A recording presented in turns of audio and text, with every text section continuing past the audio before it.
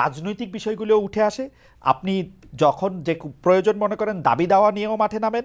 আপনার রাজনৈতিক মিশন ও ভিশন সম্পর্কে একটু জানতে চাই। গত অগাস্টের শেষ দিকে নতুন রাজনৈতিক দল গঠনের কোনো গঠনের ঘোষণা দিয়েছিলেন, তাতে অগ্রগতি আছে কিনা আপনি যদি একটু সংক্ষেপে বলতেন। দেখুন, আমার রাজনৈতিক দর্শনটা ভিন্ন। সেটা হচ্ছে যে রাজনীতির দুইটা দিক রাষ্ট্রবিজ্ঞানের, আপনি ভালো জানেন। একটা হচ্ছে থিওরিক্যাল পলিটিক্স আর একটা হচ্ছে অ্যাপ্লাইড পলিটিক্স। তা আমি অ্যাপ্লাইড পলিটিক্সটা করি না, হরতাল মিছিল মিটিং ভোটাভুটি এগুলোকে আমি সমর্থন করি না, বাট থিওরিক্যাল পলিটিক্স এটা আমি খুব চর্চা করি। এবং থিওরিক্যাল পলিটিক্সটা হচ্ছে রাষ্ট্রবিজ্ঞানের অবজারভেশনাল সায়েন্স, পর্যবেক্ষণমূলক বিজ্ঞান। আমি বাংলাদেশ নিয়ে আমার যে চিন্তা চেতনা এবং বাংলাদেশের ভবিষ্যৎ নিয়ে, এটা 8ই আগস্ট আমি সংবাদ সম্মেলন করে বলেছি, সেটা আপনি দেখবেন, জনগণও দেখবে বলে আশা করি। আমি আমার বক্তব্যে বারবার বলে এসেছি, বাংলাদেশে এখন যারা রাজনীতির দায়িত্ব নিয়েছে, রাষ্ট্র পরিচালনা, রাষ্ট্র মেরামতের, তাদের হাতে বাংলাদেশের রাজনীতির ভবিষ্যৎ মোটেও নাই। এটা চলে গেছে আটলান্টিকের ওপারে। আমি সবসময় আমার বক্তব্যে ভারত বিরোধিতা করে এসেছি। আমি ভারতের আধিপত্য এক মুহূর্তের জন্য বাংলাদেশে মানতে পারি না। আমি বলেছি ভারতীয় হিন্দুত্ববাদ আর আধিপত্যবাদ থেকে বাংলাদেশ মুক্ত হয়েছে, কিন্তু মার্কিন আগ্রাসন ধেয়ে আসছে। এখন যদি এখানে আমি মনে করি যে পশ্চিমা দুনিয়ার 3টা এজেন্ডা, একটা হচ্ছে বর্তমান সরকারকে বসানো। বর্তমান সরকার যে গঠন করা হয়েছে এটা তো কোনো বিপ্লবী সরকার হয়নি। আমি তো চেয়েছিলাম প্রত্যেক মূলধারা রাজনৈতিক দল থেকে ঘাঘু রাজনীতিবিদ যারা তৃণমূল থেকে রাজনীতি করে এসেছে তাদেরকে নিয়ে একটা ইন্টারিয়াম গভর্নমেন্ট হবে, তা তো হলো না।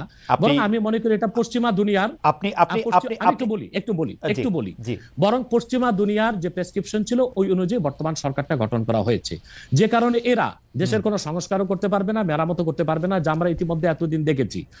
দ্বিতীয় কথা হচ্ছে, এখন আমি যা দেখতে পাচ্ছি বাংলাদেশ মার্শাল লর দিকে যাচ্ছে। তারপর আমার অ্যানালাইসিস হচ্ছে এটা সিভিল ওয়ারের দিকে চলে যাবে, এবং ফ্রি ফেয়ার ইলেকশন হয় কিনা আমি শঙ্কায় আছি, জানি না, আমার শঙ্কা ভুল হতেও পারে। ওকে, আপনি দ্বিতীয় কথা হচ্ছে, আমি একটু মাঝখানে একটু হারাই ফেলবো, সেই জন্য আমি একটু বলি। আপনি যে ঘাঘু রাজনীতিবিদদের সমন্বয়ে সরকার গঠনের কথা বলছিলেন, তাদের 2-1 জনের নাম কি বলবেন, যে এরা থাকলে আপনি বুঝতে পারতেন যে এরা ঘাঘু রাজনীতিবিদ থাকছে সরকারে?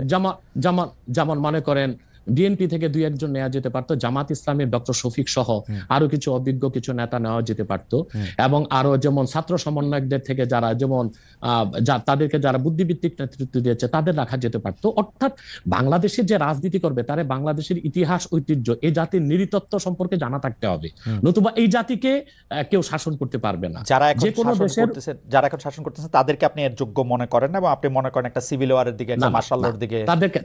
তাদেরকে আমি অযোগ্য বলছি না, কিন্তু রাজনীতির ময়দানে তারা খুব যোগ্য নয়।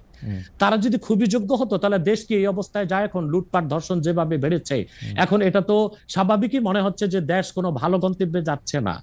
এখন আমার কথাটা শুনুন, আমি আগ থেকেই বলে এসেছি, এই সবগুলো বিপদ হুমকিকে ওভারকাম করা যেত, এবং মার্কিন আগ্রাসনকে ঠেকিয়ে আমরা একটা সুন্দর বাংলাদেশ ফেয়ার এবং ফ্রি ইলেকশনের মাধ্যমে করতে পারতাম। এটার দায়িত্ব যদি ইসলামপন্থীগণ নিতেন। এখন ইসলামপন্থী কারা? শুধু জামাত ইসলামীকে তো দিলে হবে না। এই দেশে 3 থেকে 3.5 লক্ষ মসজিদের ইমাম হচ্ছে হেফাজতের লোক, তারা হচ্ছে মসজিদগুলোকে কন্ট্রোল করে, এবং প্রত্যেকটা সমাজ কিন্তু এখনো মসজিদ কর্তৃকই নিয়ন্ত্রিত। ইমাম সাহেবের কথাটাই সমাজের লোক শুনে। তো বোঝা যাচ্ছে বাংলাদেশের রাজনীতিতে মূল শক্তি হিসেবে আসতে পারে হেফাজত ইসলাম বাংলাদেশ, তাদেরকে নিতে হবে।